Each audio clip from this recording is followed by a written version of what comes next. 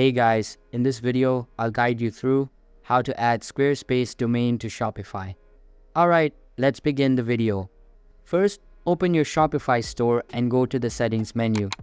In the settings, navigate to the domains section.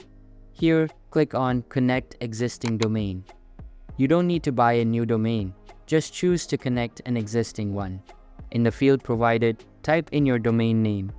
If you have the domain name copied, you can simply paste it here. Once you've entered the domain name, click on Next. The system will now ask you to verify the connection. After clicking this, Shopify will attempt to connect to the domain and verify its settings.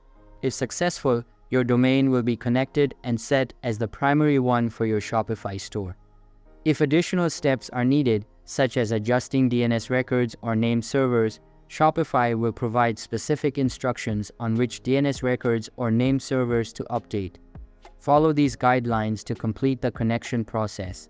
So that's basically how to add Squarespace domain to Shopify. So that's all for this video. If you find it helpful, consider subscribing and giving this big thumbs up. And I'll catch you in the next one. Thanks.